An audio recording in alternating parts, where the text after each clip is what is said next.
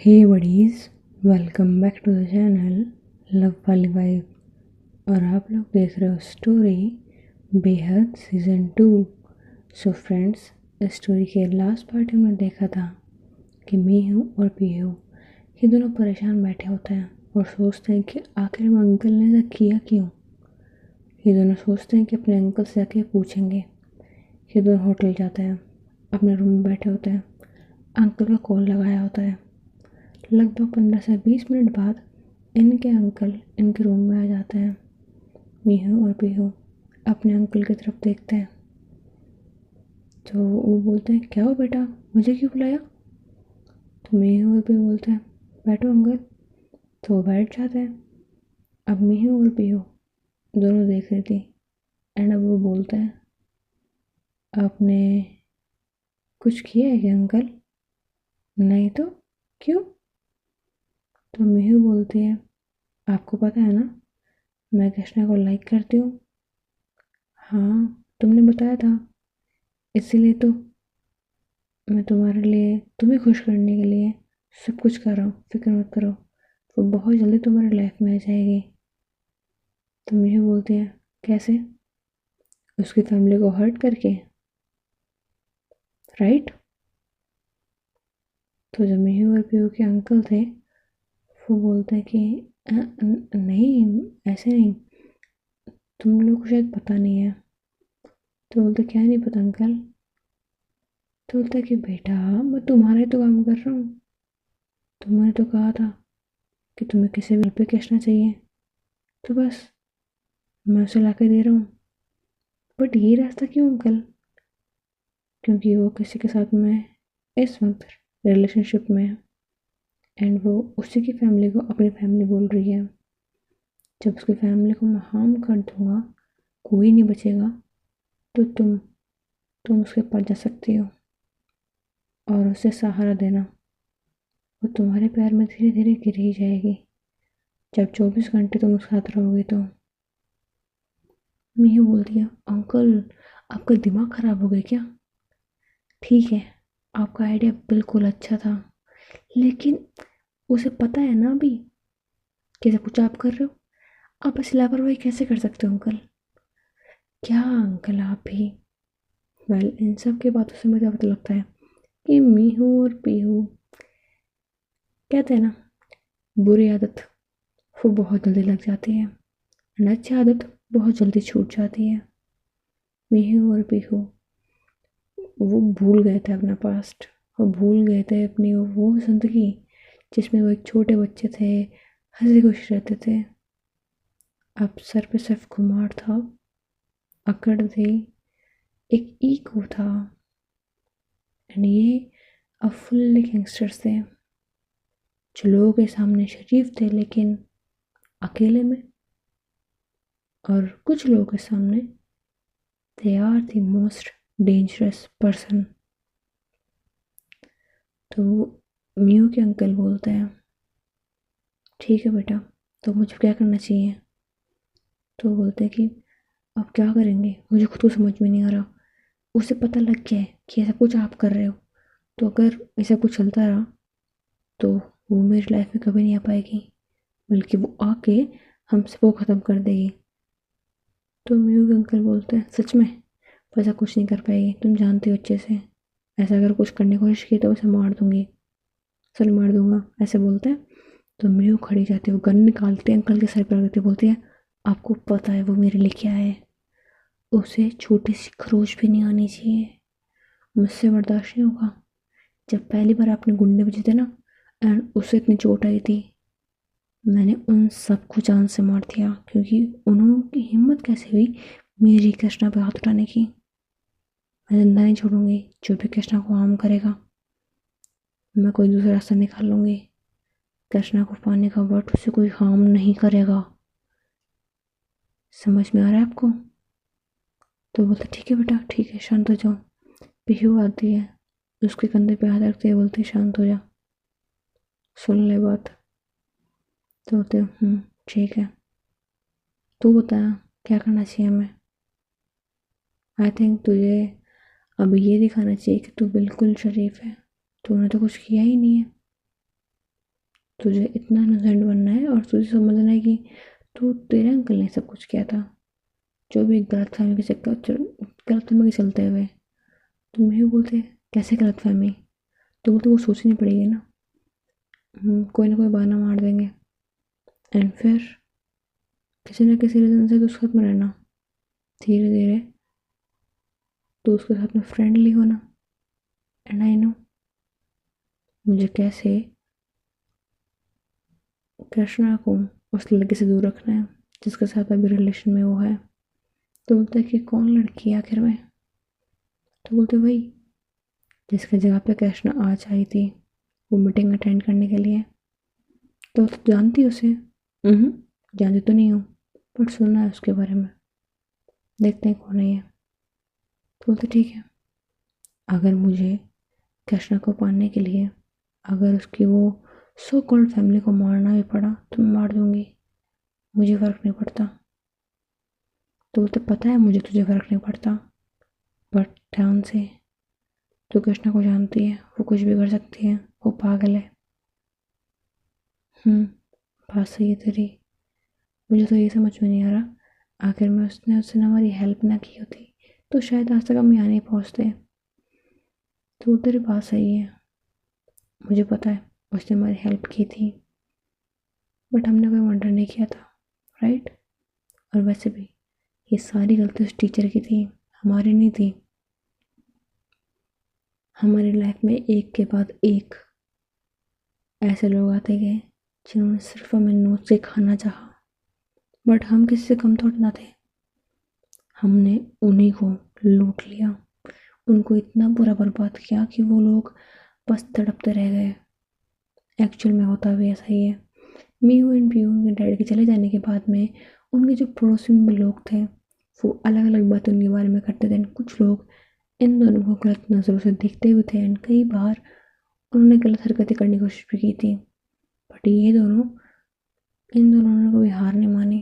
पहले डरते थे, फिर डर के मारे हाथ उठाया था, फिर वो धीरे धीरे धीरे आदत कब लगती गई इन्हें नहीं पता लगा। और इस दुनिया ने दो सिंपल सी नॉर्मल सी लड़कियों को एक मॉन्स्टर बना दिया था, एक इतनी बड़ी गैंग खड़ी करने पे मजबूर कर दिया था। मतलब मजबूर नहीं बोलेंगे, अभी दोनों बड़ी थी, चाहती तो बंद कर सकती थी बट नहीं करती हैं, नहीं कर पाती हैं। बल देखते हैं कि आगे दोनों क्या करती हैं। हम दूसरे देखते हैं कृष्णा, वो घर जाती है। घर जाने के बाद वो बैठी होती है, सोच रही होती है क्या सच में वो दोनों इनोसेंट है? देख के तो ये लग रहा था मैं भगवान नहीं हूँ, वो गलत है कि सही है मुझे नहीं पता, पर अगर उन्होंने कुछ किया है then I will kill them no matter what। ऐसा बोल के बैठी होती है। इतने में ही कृष्णा के कंधों पे श्री हाथ रखती है, उसके नेक में अपने हाथ को डाल लेती है, पीछे से हक कर लेती है। कृष्णा स्माइल करती है, श्री की तरफ देखते हुए बोलती है क्या हुआ? कुछ भी नहीं, तुम परेशान लग रही थी, सोचा एक हक कर दूं और तुम्हारी सारी परेशानियां दूर कर दूं। तो कृष्णा हंसती हुई बोलती है नाइस आइडिया। ऐसा बोले कृष्णा श्री को अपनी गोद में उठा लेती है एंड उसे हक कर लेती है। तो श्री बोलती है क्या हुआ, सब सही है? हाँ बाबा सब ठीक है। क्या हुआ आज, बताओगी नहीं? तो कृष्णा बोलती है कुछ खास नहीं हुआ, आई डोंट नो, अभी मैं श्योर नहीं हूँ। तो बोलते किस बारे में?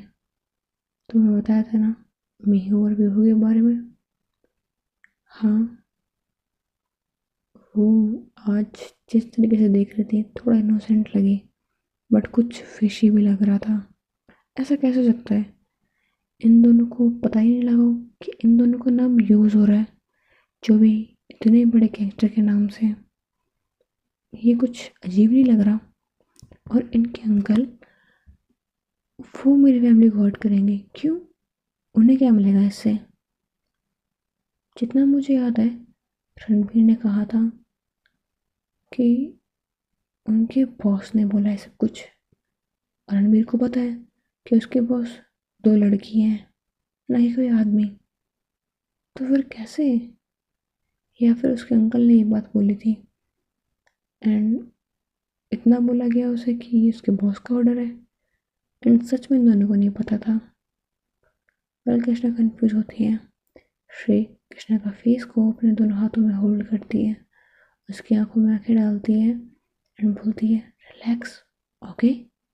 ऐसा बोल के जो फोर्ट पे किस करती है एंड बोलते डोंट वरी, आई नो अब सब कुछ बहुत मुश्किल है, समझना भी और समझाना भी। टेक योर ऑन टाइम, ज़्यादा मत सोचो इस बारे में, सब ठीक हो जाएगा। आई नो तुम सब कुछ पता कर लोगे एंड तुम्हें बर्डन फील करने की ज़रूरत नहीं है। अगर नहीं भी कर पाए ना तो कोई बात नहीं, I am with you always. तो कृष्णा स्माइल करती है, बोलती है थैंक यू,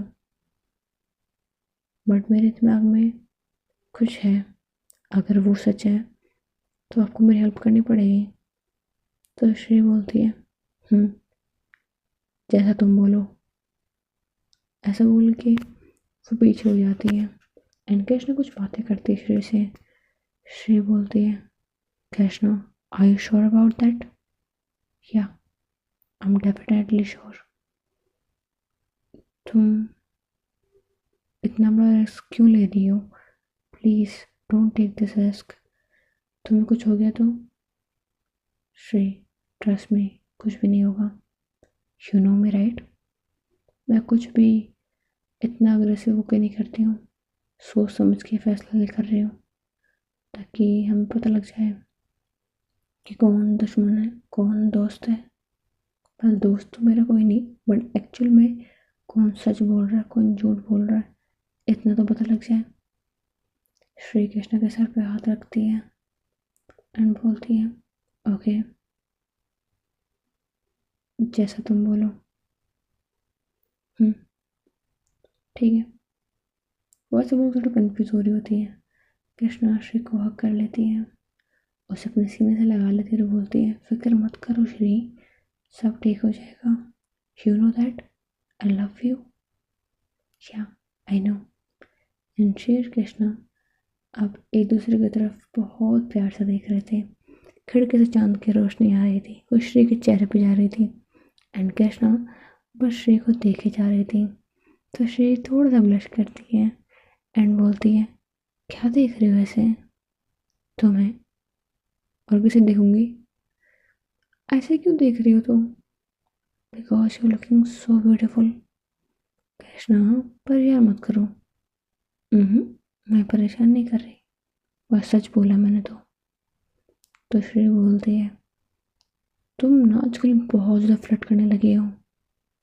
तो कृष्णा बोलती है आप मेरी हो तो ये हक भी मेरा ही है ना, अब मैं फ्लर्ट करूँ रोमांस करूँ या फिर कुछ भी करूँ, मेरा हक बनता है, राइट।